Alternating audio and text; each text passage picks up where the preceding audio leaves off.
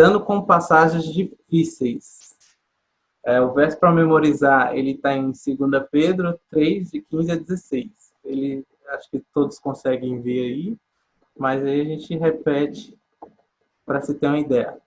E tende por salvação e longanimidade de nosso Senhor, como igualmente o nosso amado irmão Paulo vos escreveu, segundo a sabedoria que lhe foi dada, ao falar acerca destes assuntos, como, de fato, costuma fazer em todas as suas epístolas, na quais há certas coisas difíceis de entender, que os ignorantes instáveis deturpam, como também deturpam as demais escrituras para a própria destruição deles. Esse foi um texto para memorizar até grande, por sinal. A lição dessa semana ela vem trazendo a posição de que cada um tem um patamar de chegar até as escrituras. Durante a semana ela vem trabalhando que todo o tempo dedicado à leitura da Bíblia, à leitura de todos os escritos que levam a Bíblia, nunca é tempo perdido. É sempre um tempo bem gasto e bem aproveitado, tanto para o crescimento espiritual, como também para o crescimento do conhecimento. Deixa eu descer aqui um pouquinho.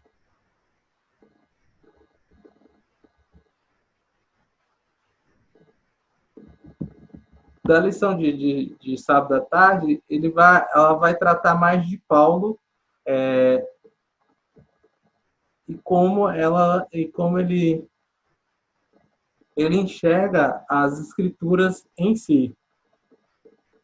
E vai estar trazendo toda a visão de Pedro, de Tiago, a visão do próprio João, todos eles, como eles enfocam que a necessidade de sempre estar lendo as escrituras e julgando por nós mesmos, mediante a fé e o Espírito Santo, sobre o que ela relata, e não sobre a visão de alguém. Por isso que o texto para memorizar fala: alguns interpretam a escritura e deturpam, ou seja, eles tiram o foco da escritura.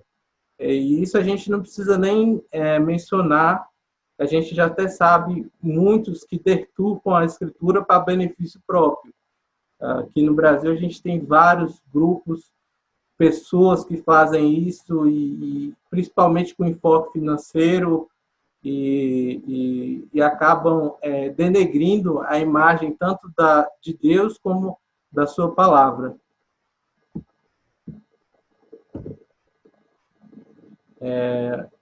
Aí vem na lição de domingo possíveis razões para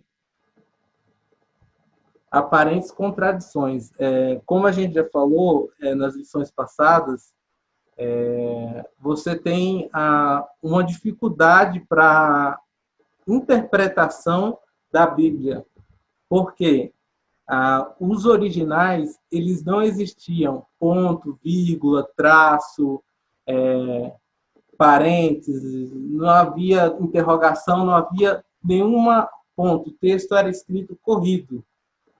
Na hora de se fazer a tradução e a transliteração para cada língua, você tem aparentes contradições. Mas essas aparentes contradições não tira a ideia geral do texto. E aí a gente pega e volta à lição de sábado.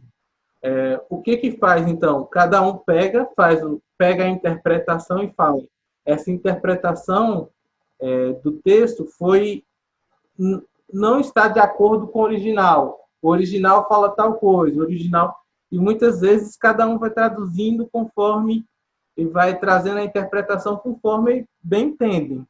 E no final nenhum deles chega a uma ligação real do que estava no original.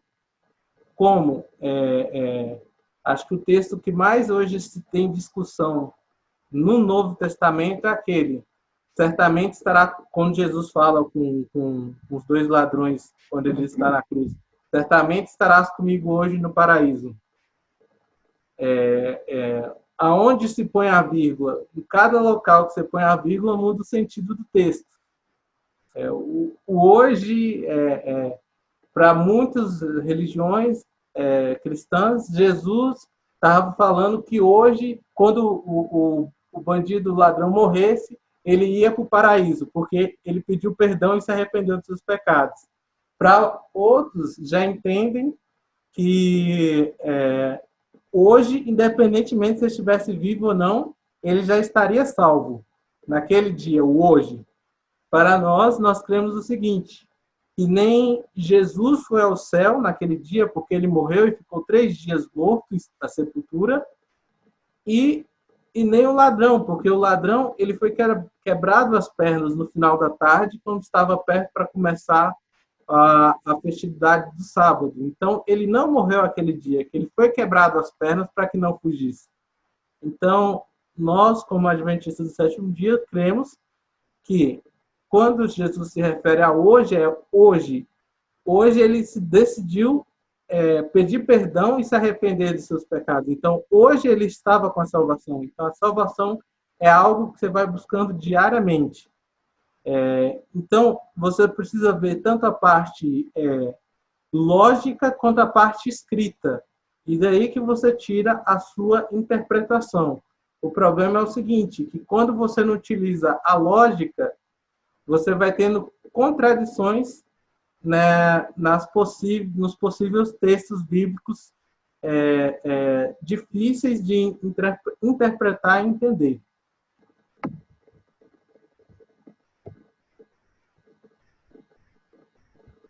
Ô, pessoal, se vocês quiserem falar, é só ligar o áudio e falar, viu? Essa parte que está marcada aqui é legal. Com essa mentalidade, muitas vezes não há tentativas sérias de procurar uma explicação que leve em consideração a unidade e confiabilidade das Escrituras, como resultado de sua inspiração divina. Ou seja, como eu falei, o pessoal pega um texto, não vê o sentido lógico, o sentido espiritual, e acaba interpretando conforme a seu bel prazer. Assim como na questão dos dízimos, das ofertas, na questão entrega tudo para Deus, que Ele vai te abençoar. Outro texto que a gente leva assim, muito em contradição é aquele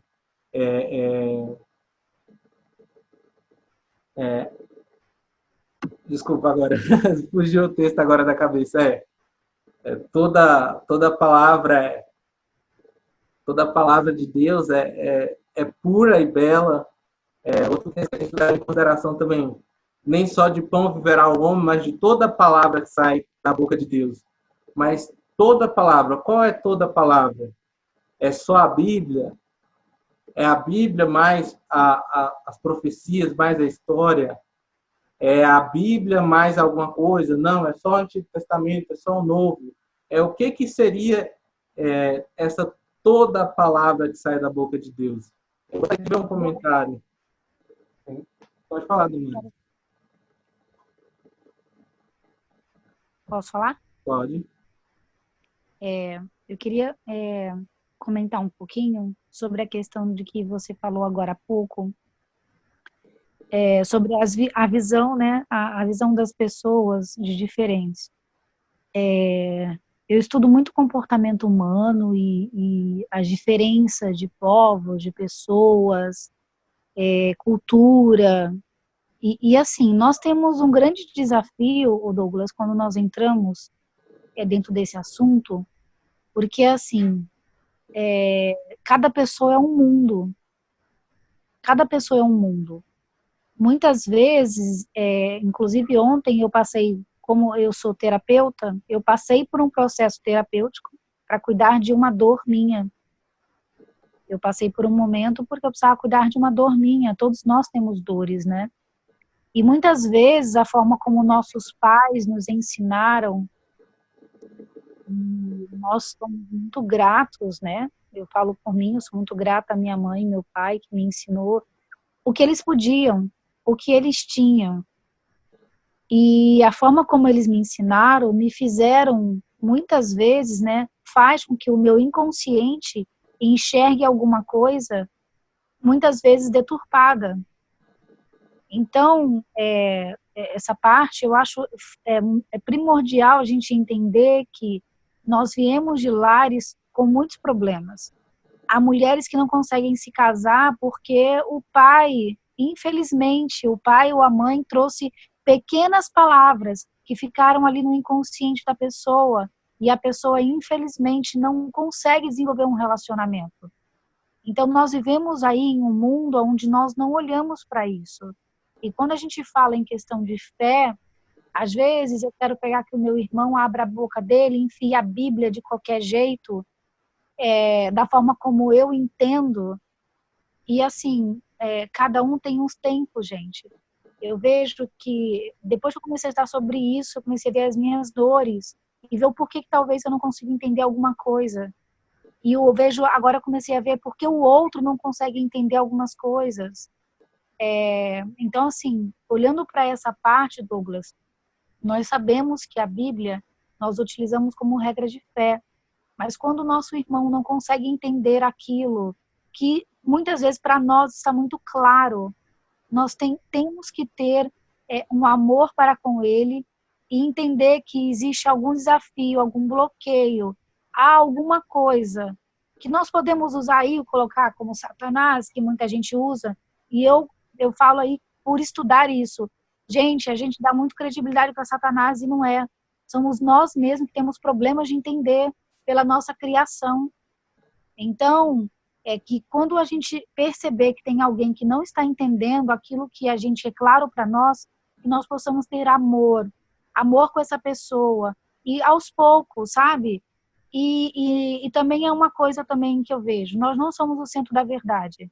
Eu até procurei o Douglas há umas 2 semanas atrás, falei para ele que eu queria entender algumas coisas na íntegra, né? Eu queria entender a Bíblia na íntegra, na tradução, pegar lá como foi escrito. Por quê? Porque eu quero entender algumas coisas da minha vida, alguns porquês da minha vida. Porque eu sei que às vezes eu não estou entendendo a Bíblia como Deus gostaria que eu entendesse. E eu quero isso. Então, a minha contribuição aí claro, a Bíblia é a regra de fé.